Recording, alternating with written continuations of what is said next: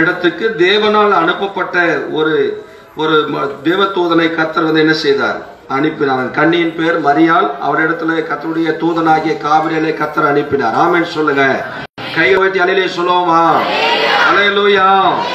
ஆகவே இந்த மரியாள் அவள் இருந்த வீட்டிலே தேவதூதன் பிரவேசித்து, கிருபை பெற்றவளே வாழ்க, கர்த்தர் உன்னுடனே இருக்கிறார், ஸ்திரீகளுக்குள்ளே நீ ஆசீர்வதிக்கப்பட்டவள் என்றார். ஆமென் சொல்லுங்க. அல்லேலூயா.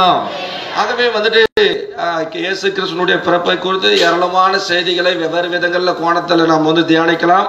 ஆனால் இன்றைக்கு ஆண்டவர் ஒரு காரியத்தை ஆண்டவர் என்னோடு கூட உணர்த்தினார். இந்த காரியத்தை உங்கள் மத்தியிலே நான் சொல்ல ஆசைப்படுகிறேன். இங்கு நாம் வாசிக்கும் போது அப்ப தேவதூதன், அப்ப காபிரியேல் என்ற ஒரு தூதன் வந்து என்ன செய்யறாரு? அப்ப கிருபை பெற்றவளே வாழ்க, கர்த்தர் உன்னுடனே கூட இருக்கிறார், ஸ்திரீகளுக்குள்ளே நீ ஆசீர்வதிக்கப்பட்டவள் என்று சொல்லி என்ன பண்றாரு? அந்த தேவதூதன் தம்முடைய வாழ்த்துதலை கொண்டு வந்து என்ன பண்றாரு? சொல்றார். ஆமென் சொல்லுங்க. அப்ப கிருபை பெற்றவளே வாழ்கன்னு சொல்லி கர்த்தர் உன் கூட இருக்கிறார், ஸ்திரீகளுக்குள்ளே நீ தான் ஆசீர்வதிக்கப்பட்டவ அப்படின்னு சொன்னார். எத்தனோ உலகத்துல பெண்கள் இருக்கிறாங்க.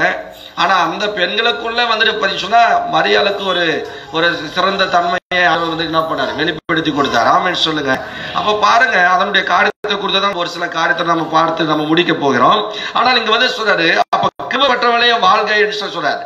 அப்ப ஆண்டவர் தம்முடைய தூதனை அனுப்பி வந்து என்ன பண்ணாரு? மரியாளை வந்து சொல்றாரு, கிருபை பெற்றவளே வாழ்க என்று சொல்றாரு.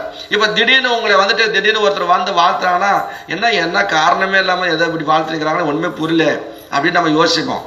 ஆனா மரியாளும் அதே போலதான் ஒரு கன்னி பெண்ணா இருக்கிற அந்த மரியாள் இடத்துல தேவதூதன் முதல்ல போய் அவளை சந்திச்சு, கிருபை பெற்றவளே வாழ்க, கர்த்தர் உன் கூட இருக்கிறாரு, நீ ஸ்திரீகளுக்குள்ளே நீ ஆசீர்வதிக்கப்பட்டவ, எல்லா பெண்களை காட்டிலும் நீ தான் ஒரு சிறந்த ஒரு வெகுமதியை ஒரு பரிசா வந்துட்டு என்ன பண்ற? ஆண்டவனை தேர்வு செய்திருக்காரு சொன்ன உடனே அது அவளுக்கு என்ன பண்ண? ஒரு ஆச்சரியத்தை உண்டாக்கிறது. ஆமென் சொல்லுங்க.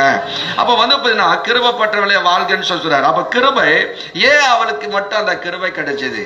மரியாளுக்கு மட்டும் ஏன் அந்த கிருபை கிடைச்சது? சொல்லுங்க சொல்லுங்களேன், வாயை திறந்து சொல்லுங்க. பரிசுத்தமா இருந்தாங்க. ஒவ்வொரு நாளும் கர்த்தரை தேடினாங்க. சொல்லுங்க. கிருபை அப்படின்னா என்னது அர்த்தம்? இரக்கம். அப்புறம் சொல்லுங்க. அப்ப வந்து பரிசுனா, அப்ப தன் பாவங்களை மறைக்கிறவன் வாழ்வடைய மாட்டான், அவைகளை அறிக்கை செய்து விட்டு விடுகிறவன் ஆண்டோடத்துல இரக்கம் பெறுகிறான். நீதிமொழிகள் 28:13 வாசிக்கிறோம். அப்ப வந்து பரிசுனா, அப்ப ஆண்டோடைய இரக்கம் அதுதான் கிருபை. ஆமென் சொல்லுங்க. ஒரு மனிதன் வந்துட்டு எதுக்குமே உதவாதவனா இருக்கிறான்னு சொன்னா அவனை கூட ஆண்டவர் வந்துட்டு எல்லா மக்களாலும் ஒருவேளை புறக்கணிக்கப்பட்ட ஒரு சூழ்நிலை இருந்தாலும் கூட அவனையும் தகுதிப்படுத்தி வச்சு அவனையும் ஆண்டவர் கனம் பண்ண இருப்பார். அதுதான் கிருபை. ஆமென் சொல்லுங்க. அல்லேலூயா. தகுதி இல்லாதவனையும் கூட தகுதிப்படுத்துறது தான் ஆண்டவருடைய இரக்கம். ஆமென் சொல்லுங்க. அப்ப வந்து இந்த கிருபையை ஆண்டவர் வந்து ஏன் அந்த கிருபை வந்துட்டு சொன்னா ஆண்டவர்